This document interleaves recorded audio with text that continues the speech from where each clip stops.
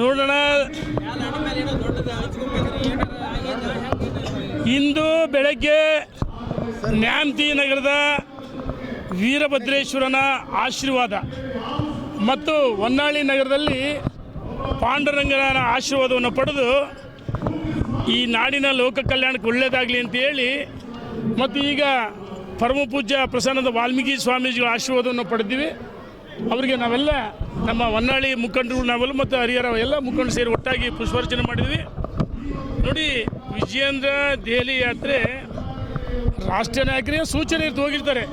ಬೆಳಗ್ಗೆ ನಿನ್ನೆ ದಿವಸ ನಮಗೆಲ್ಲ ಹೇಳಿದ್ರು ಬರ್ತೀವಿ ಅಂತೇಳಿ. ಅವ್ರದ್ದು ಟಿ ಪಿನೂ ಫಿಕ್ಸ್ ಆಗಿ ನಿಗದಿಯಾಗಿದ್ದು. ಬೆಳಗ್ಗೆ ಇನ್ನೇನು ಕಾರ್ನಲ್ಲಿ ಬರುವ ಸಂದರ್ಭದಲ್ಲಿ ತುರ್ತಾಗಿ ದೆಹಲಿಗೆ ವಾಪಸ್ ಹೋಗಿದ್ದಾರೆ. ಇದರಲ್ಲಿ ರಾಜ್ಯದ ಅಧ್ಯಕ್ಷ ಬದಲಾವಣೆ ಪ್ರಶ್ನೆನೇ ಇಲ್ಲ. ಯಾರು ಏನು ಬೇಕಾದರೂ ಹೇಳಿಕೊಳ್ಳಿ. ಅನೇಕ ಬಾರಿ ಹೇಳಿದರೆ ಸೂರ್ಯಚಂದ್ರ ಎಸ್ ಸತ್ಯನೋ ವಿಜಯೇಂದ್ರ ರಾಜ್ಯದ ಅಧ್ಯಕ್ಷ ಮುಂದುವರಿಯೋಕ್ಕೆ ಯಾವ ದುಷ್ಟಶಕ್ತಿಗಳು ತಡೆಯೋಕ್ಕೆ ಸಾಧ್ಯವೇ ಇಲ್ಲ.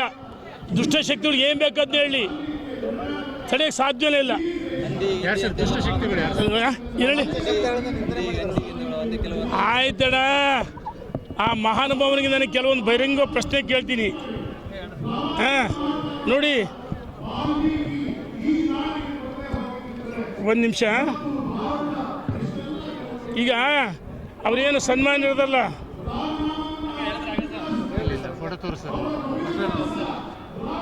ಈಗ ನೋಡಿ, ಚಿಕನ್ ಬಿರಿಯಾನಿ ಕಬಾಬು ಇಫ್ತಿಯಾರ್ ಕೂಟದಲ್ಲಿ ಭಾರಿ ಹಿಂದೂ ಹುಲಿ ಬರಲಿ, ಇದಕ್ಕೆ ಉತ್ತರ ಕೊಡಲಿ. ಎಲ್ಲೋಗಿತ್ತಪ್ಪ ನೀನು ಹಿಂದೂ ಹುಲಿ? ಕಬಾಬು ಇಫ್ತಿಯಾರ್ ಕೂಟ ಮಾಡಿಸಿದೆಯಲ್ಲ, ನೋಡಿ, ಸ್ವಯಂ ಘೋಷಿತ ಹಿಂದೂ ಹುಲಿನೂ ಅಲ್ಲ, ಏನಿಲ್ಲ.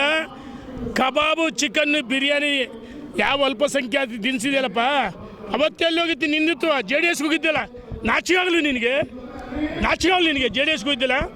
ಭಾರಿ ಭಾರತೀಯ ಜನತಾ ಪಾರ್ಟಿ ತತ್ವ ಸಿದ್ಧಾಂತಿ ಅಂತ ಹೇಳ್ತಿಲ್ಲ. ನರೇಂದ್ರ ಮೋದಿ ಹೆಸರು ಹೇಳಕ್ಕೆ ಯೋಗ್ಯತೆ ಇದೆಯಾ ನಿನಗೆ? ಅಟಲ್ ಜೀವನ ಸಚಿವ ಸಂಪುಟದಲ್ಲಿ ಕೇಂದ್ರ ಸಚಿವರಾಗಿದ್ದೆ ಅಂತ ಹೇಳ್ತಲ್ಲ, ನಾಚಿಕಾಗಲಿ ನಿನಗೆ? ನೀನು ಯಾಕೆ BJP ಬಿಟ್ಟೋದೆ? ಅವತ್ತು ನಿನ್ನ ಕರೆತಂದು ಯಾರು? ಯಡಿಯೂರಪ್ಪ ನಮಗೆಲ್ಲ ಹೇಳಿದರು. BJPಗೆ ಬರುವ ಮುನ್ನೆ ಯಡಿಯೂರಪ್ಪನ ಕಾಲಿಡು ಒಳಗಡೆ ಬಂದಾಗ ನಿನಗೆ ಟಿಕೆಟ್ ಕೊಡೋದು ಯಾರು? ಬಿಜಾಪುರದಲ್ಲಿ. ಇದೇ ಯಡಿಯೂರಪ್ಪ ಅರ್ಥ ಮಾಡ್ಕೋಬೇಕು, ವಯಸ್ಸಾಗಿದೆ ಅಂತ ಹೇಳ್ತೀಯಲ್ಲ. ನೀನು ಕುಟುಂಬ ರಾಜಕಾರಣಿ. ನೀನು ಸಿದ್ದೇಶ್ವರ ಬ್ಯಾಂಕು ಕಟ್ಟಿದ್ದು ಪೂರ್ವಜರು. ಅಲ್ಲಿ ಈಗಾಗಲೇ ಶತಮಾನೋತ್ಸವ ಆಚರಿಸಿದೆ. ಅಲ್ಲಿ ನಿನ್ನ ಮಗನನ್ನು, ನಿನ್ನ ಧರ್ಮಪತ್ನಿಯನ್ನು, ನಿನ್ನ ಮಕ್ಕಳನ್ನ ನಿರ್ದೇಶಕರು ಮಾಡಿದೆಯಲ್ಲ, ಇದು ನಿನ್ನ ಕುಟುಂಬ ರಾಜಕಾರಣ ಅಲ್ವಾ? ಸರ್ಕಾರಿ ಸಮಾರಂಭಗಳಲ್ಲಿ ನಿನ್ನ ಮಗನ ಕರ್ಕೊಂಡು ಹೋಗಲ್ವಾ? ನಂದಕ್ಕೆಲ್ಲ ಫೋಟೋಸ್ ಇದೆ. ಇದ್ರ ಜೊತೆಗೆ ನೋಡಿ, ಸರ್ಕಾರಿ ಸಮಾರಂಭದಲ್ಲಿ ಯಾವ ರೀತಿ ಮಕ್ಕಳು ವೈಭವೀಕರಿಸಿದ್ದಾರೆ ಎಲ್ಲ ಫೋಟೋಸ್ ಇದೆ ಸರ್ಕಾರಿ ಸಮಾರಂಭಗಳಲ್ಲಿ. ನೋಡಿ, ಸರ್ಕಾರಿ ಸಮಾರಂಭಗಳಲ್ಲಿ ಮಗನನ್ನು ಕೂರಿಸಿ ವೈಭವೀಕರಿಸಿದ್ದಾರೆ. ಇದು ಕುಟುಂಬ ರಾಜಕಾರಣ ಅಲ್ವಾ? ಯಡಿಯೂರಪ್ಪನವ್ರು ಕುಟುಂಬ ರಾಜಕಾರಣ ಮಾಡಿಲ್ಲ. ರಾಘವೇಂದ್ರ ಸಿಂಡಿಕೇಟಿವ್ ಸದಸ್ಯರಾಗಿ, ಶಿವಮೊಗ್ಗದ ಶಿಕಾರಿಪುರದ ಶಾಸಕರಾಗಿ, ಶಿವಮೊಗ್ಗ ಲೋಕಸಭೆ ಅಲ್ಲಿ ಅಭಿವೃದ್ಧಿ ಮಾಡಿ, ಶಿವಮೊಗ್ಗ ಲೋಕಸಭೆ 3 ಬಾರಿ ಜನ ಗೆಲ್ಲಿಸಿದ್ದಾರೆ. ಆದರೆ ನಿನಗೆ ಟಿಕೆಟ್ ಬಿಜಾಪುರದಲ್ಲಿ ಕೊಡದೇ ಇದ್ದರೆ ನೀನು ಕೇರಳ ಫುಟ್ ಮಾತಾಗ್ತಿದ್ದೆ. ಆಯ್ತಪ್ಪ, ಮಹಾನುಭಾವ ಮಾತೆತ್ತಿದ್ರೆ ಇಡೀ ವಿಜಯೇಂದ್ರ ಬಗ್ಗೆ ಹೊಂದಾಣಿಕೆ ರಾಜಕಾರಣ ಅಂತ ಹೇಳ್ತೀಯಲ್ಲ. ಬಿಜಾಪುರ ಜಿಲ್ಲೆ ಬಬಲೇಶ್ವರ ಕ್ಷೇತ್ರದಲ್ಲಿ ಯಾರ ಜೊತೆ ಹೊಂದಾಣಿಕೆ ಮಾಡ್ಕೊಂಡು ನೀನು ಶಾಸಕನಾಗಿದ್ದೀವಿ ಗೊತ್ತಿಲ್ವಾ? ನಾಚಿಕಾಗಲ್ವಾ? ನಮಗೆ ಹಂದಿ ಅಂತ ಹೋಲಿಸ್ತೀಯ. ಆಯಿತು, ಹಂದಿ ಅಂದ್ರೇನು? ವಿಷ್ಣುವಿನ ಅವತಾರ. ಹಂದಿ ಅಂದರೆ ವಿಷ್ಣುವಿನ ಅವತಾರದಲ್ಲಿ ಕೆಲವೊಂದು ಸರಿ ಈ ದೇವರು ಪ್ರಾಣಿಗಳ ಈ ನಾರಾಯಣ ನಾಯಿಗೆ ಅಂತ ನಿಯತಿ ಅಂತಾರೆ, ಚೆನ್ನಾಗಿ ಮೇಯಿಸ್ತಾರೆ. ಅದು ಬೇರೆ ಕೋಣವಾಗಿ ಮಾರಿ ಕೋಣ ಆಗುತ್ತೆ. ಮಾರಿ ಕೋಣ ಆದಾಗ ಏನಾಗುತ್ತೆ?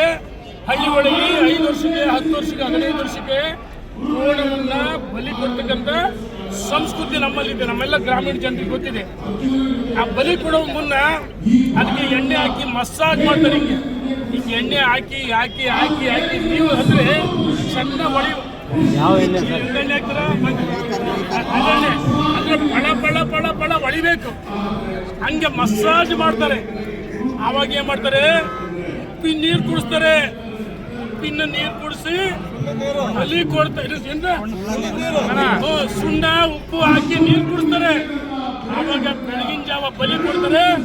ಅದೇ ರೀತಿ ನಿನಗೆ ಮಾರಿ ಕೋಣೆಗೆ ಬಲಿ ಕೊಡ್ತಾರೆ, ಇನ್ನೊಂದು ಬಲಿ ಕೊಡ್ತಾರೆ. ಕೆಲವರು ಅರ್ಥ ಮಾಡ್ಕೊಳ್ಬೇಕು. ನೀನು ಯಡಿಯೂರಪ್ಪ ಬಗ್ಗೆ ಮಾತಾಡಿ ದೊಡ್ಡ ಮನುಷ್ಯ ಆಗ್ಬಿಡ್ತೀಯ, ವಿಜಯೇಂದ್ರ ಬಗ್ಗೆ ಮಾತಾಡಿ ದೊಡ್ಡ ಮನುಷ್ಯ ಸಾಧ್ಯವೇ ಇಲ್ಲ. ನೀನು ಯಾವತ್ತೂ ದೊಡ್ಡ ಮನುಷ್ಯ ಆಗಲ್ಲ. ಅವ್ರ ಜೊತೆ ಕೆಲವರು ಹೋದರೆ ಅವ್ರ ಕ್ಷೇತ್ರದಲ್ಲಿ ಅಭಿವೃದ್ಧಿ ಮಾಡೋಕ್ಕೆಲ್ಲ ಕೆಲಸ ಮಾಡೋಕ್ಕೆಲ್ಲ ಸೋತು ಸುಮ್ಮನಾಗಿದ್ದಾರೆ.